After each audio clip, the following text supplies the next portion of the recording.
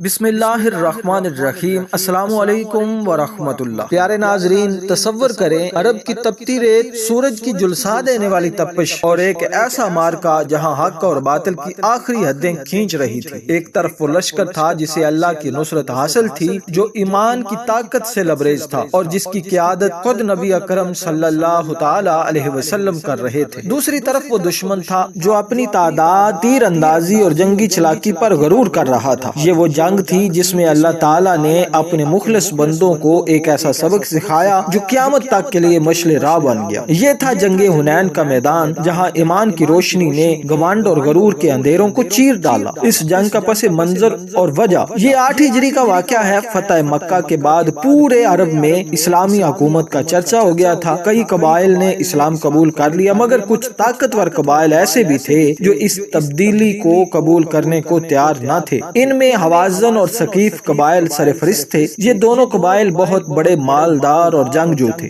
جب انہیں معلوم ہوا کہ نبی اکرم صلی اللہ تعالی علیہ وآلہ وسلم اور صحابہ اکرام رضی اللہ تعالی عنہم نے مکہ فتح کر لیا ہے، تو انہوں نے محسوس کیا کہ اب ان کی باری ہے۔ چنانچہ انہوں نے آپس میں اتحاد کر لیا اور مسلمانوں کے خلاف جنگ کی تیاری شروع کر دی۔ ان کا لیڈر مالک بن عوف تھا، جو ایک ذہین لیکن نہ تجربہ کار سردار تھا۔ اس نے فیصلہ کیا کہ وہ اپنے قبیلے کے تمام افراد، حتیٰ کہ عورتوں، بچوں اور مال و دولت کو بھی جنگ کے میدان میں لے کر جائے گا، تاکہ ان کے جنگجو بھاگنے کے بارے میں سوچ بھی نہ سکے۔ جب نبی کریم صلی اللہ تعالی علیہ وآلہ وسلم کو اس سازش کا علم ہوا تو آپ صلی اللہ تعالی علیہ وآلہ وسلم نے زبردست لشکر تیار کیا۔ یہ اسلامی تاریخ کا سب سے بڑا لشکر تھا، جس میں تقریباً 12,000 مجاہدین شامل تھے، مہاجرین و انصار جو مکہ اور مدینہ سے آئے تھے، نئے مسلمان جو حال ہی میں فتح مکہ کے بعد اسلام میں داخل ہوئے تھے، قبائلی لوگ جو راستے میں شامل ہوئے۔ یہ پہلا موقع تھا جب اسلامی لشکر نبی کریم صلی اللہ تعالی علیہ وسلم کی قیادت میں اتنی بڑی تعداد میں اکٹھا ہوا تھا۔ اب اللہ تعالیٰ میرے نبی کے صحابہ کی تربیت کرنا چاہتا تھا، تو کچھ صحابہ کو اپنی طاقت پر ناز ہونے لگا کہ اب ہمیں کوئی شکست نہیں دے سکتا، لیکن اللہ تعالیٰ نے انہیں ایک بڑا سبق دینے والا تھا۔ مارکہ کا آغاز ہوا۔ اسلامی لشکر جب وادی حنین میں پہنچا تو دشمن نے پہلے سے گھات لگا رکھی تھی۔ جیسے ہی مسلمان ایک تنگ گھاٹی میں داخل ہوئے، حوازن کے تیر اندازوں نے ان پر زبردست تیر برسائے۔ اچانک مسلمانوں کی صفیں بکھر گئی، کئی لوگ پیچھے ہٹنے لگے اور کئی لوگ صف سے باہر نکل کر پیچھے کھڑے ہو گئے۔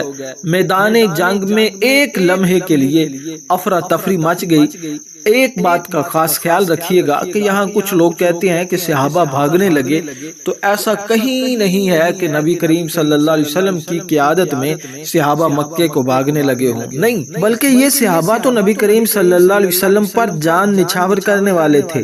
بس ہوا یہ کہ کچھ لمحے کے لیے پیچھے ہٹے، پھر رسول اللہ صلی اللہ علیہ وسلم کی ثابت قدمی اس نازک وقت میں جب کچھ لوگ پسپائی اختیار کر رہے تھے، نبی کریم صلی اللہ علیہ وسلم اپنے مقام پر چٹان کی مانند جمے رہے۔ آپ صلی اللہ تعالی علیہ وسلم ایک سفید خچر پر سوار تھے اور بلند آواز سے فرما رہے تھے، اے مسلمانوں، کہاں جا رہے ہو؟ میں اللہ کا نبی ہوں، میں عبد المطلب کا بیٹا ہوں۔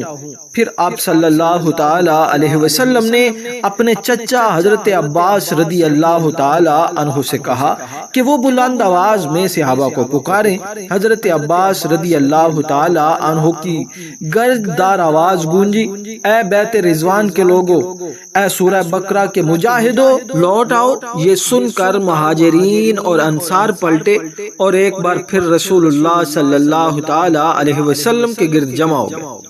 جب اسلامی لشکر دوبارہ منظم ہوا تو نبی اکرم صلی اللہ تعالی علیہ وسلم نے اللہ تعالیٰ سے دعا کی، اے اللہ اپنی مدد بھیج۔ پھر آپ صلی اللہ تعالی علیہ وسلم نے زمین سے مٹھی بھر کنکریاں اٹھائی اور دشمن کی طرف پھینکتے ہوئے فرمایا، چہرے بگڑ جائیں۔ اللہ تعالیٰ کے حکم سے ایک زبردست آواز چلی اور دشمن کے لشکر میں کھلبلی مچ گئی۔ مسلمانوں نے زبردست حملہ کیا، چند ہی لمحات میں جنگ کا نقشہ ہی پلٹ دیا گیا۔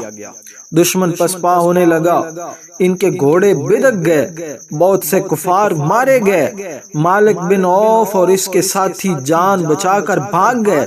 جنگ کے بعد نبی اکرم صلی اللہ تعالی علیہ وسلم نے حوازن کے قیدیوں کو آزاد کر دیا اور ان کے مال غنیمت کو تقسیم کر دیا۔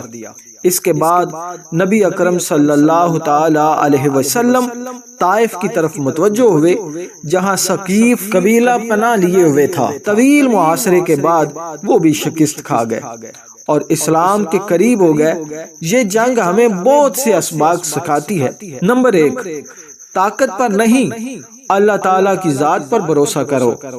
اور مسلمانوں کی تعداد زیادہ تھی، لیکن ابتدائی شکست اس لیے ہوئی کیونکہ کچھ لوگوں کو اپنی تعداد پر گھمنڈ تھا، یعنی وہ اللہ تعالیٰ پر بھروسہ کرنے کے بجائے اپنی تعداد کو دیکھ رہے تھے کہ ہم تعداد میں زیادہ ہیں، اس لیے ہم بہت جلدی ان کو شکست دے دیں گے۔ نمبر 2، ثابت قدمی کامیابی کی کنجی ہے۔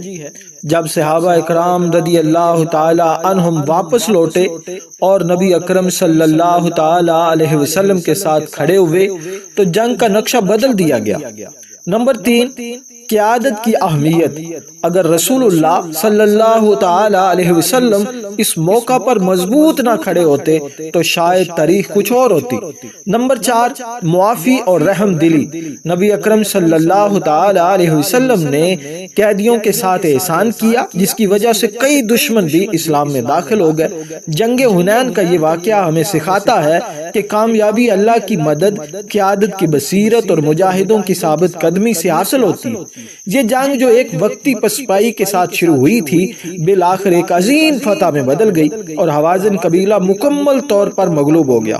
پیارے ناظرین، اگر آپ کو یہ ایمان افروز واقعہ پسند آیا ہو تو ہماری گزارش ہے کہ آپ اس ویڈیو کو لائک کریں، اپنے دوستوں اور عزیزوں کے ساتھ شیئر کریں تاکہ یہ معلومات زیادہ سے زیادہ لوگوں تک پہنچ سکے۔